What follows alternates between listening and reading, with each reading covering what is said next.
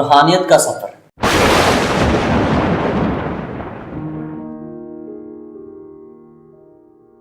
روح ایک احساس کا نام ہے جسے محسوس تو کیا جا سکتا ہے لیکن چھوا نہیں جا سکتا۔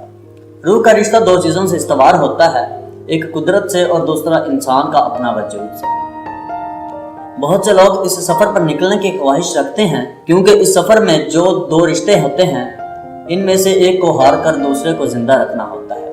جیسے اس کائنات کو چلانے کے لیے ایک سوچ کی اور ایک ہی ذات کی ضرورت ہوتی ہے، اسی طرح روح کو بھی ایک نظام کی ضرورت ہوتی ہے، اور روحانیت کے اس سفر میں آنے کے لیے ایک رشتے کو مار دینا ضروری امر ہے۔ اگر وہ زندہ رہے گا تو روحانیت کا نظام تباہ ہو جائے گا۔ وہ رشتہ ہے اپنا آپ۔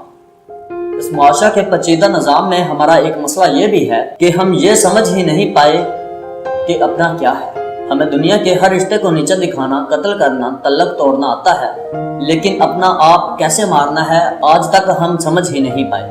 ہمارا المیہ یہ ہے کہ ہم سمجھ ہی نہیں رہے کہ خدا کی عبادت سے بھی اگر ہمیں لطف اندوز ہونا ہے تو نفس کو مارنا ہوگا۔ دیکھنے میں آیا ہے کہ بہت عبادت گزار لیکن نفس پہ فتح نہ کر پائے۔ کبھی کبھار اگر دنیا ان کی عبادت میں خلل ڈال دے اور یا کوئی مشکل میں ہو اور ان کو مدد کے لیے پکار ہی لے تو وہ غصے سے آگ بگولا ہو جاتے ہیں کہ ہماری عبادت میں رکاوٹ پیدا کر دی گئی۔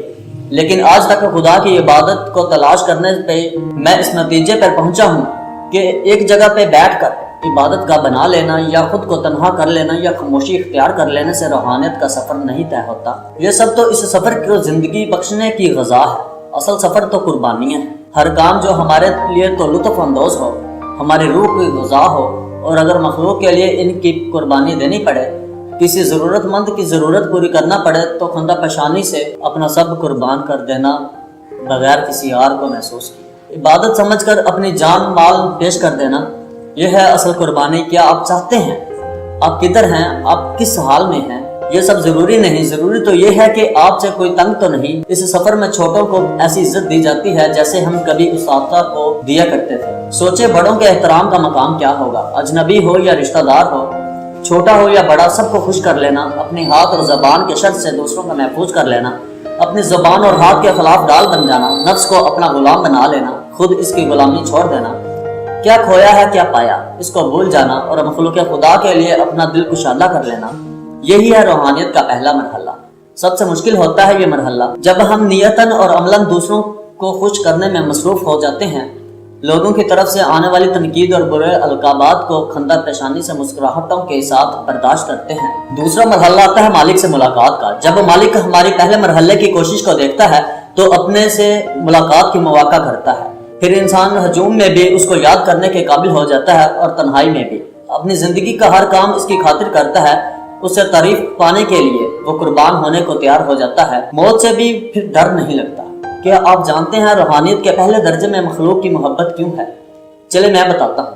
انسان خدا سے ملاقات کا دوسرا مرحلہ کبھی بھی صحیح طور پر سر انجام نہیں دے سکتا جب تک اس کے دل میں پاکیزگی نہ ہو، اس کا دل دنیاوی سوچوں سے پاک نہ ہو۔ اور کیا آپ جانتے ہیں کہ دل کی گندگی کا تعلق کس چیز کے ساتھ منسلک ہے؟ دل کی گندگی کا تعلق شکوہ شکایات اور مخالف افراد کے لیے چال بازیوں سے ہوتا ہے۔ دل کی گندگی کا تعلق لوگوں کے متعلق برے خیالات کا جنم لینا، ان سے شکوہ شکایات رکھنا، لوگوں کے ساتھ برا ہونے پر خوش ہونا۔ مختصر ہر منفی سوچ ہمارے دل کو گندگی سے لبریز کر دیتی ہے۔ معزز خواتین و حضرات، امید ہے آپ کو ہماری ویڈیو اچھی لگی ہوگی۔ اگر ویڈیو ہماری اچھی لگی ہے تو پلیز ہمارے چینل ایچ ڈسکوری کو سبسکرائب کریں اور بیل آئیکن پر ضرور کلک کریں تاکہ ایسے آنے والی اور نئی ویڈیوز آپ تک بآسانی پہنچتے رہیں۔ شکریہ، اللہ حافظ۔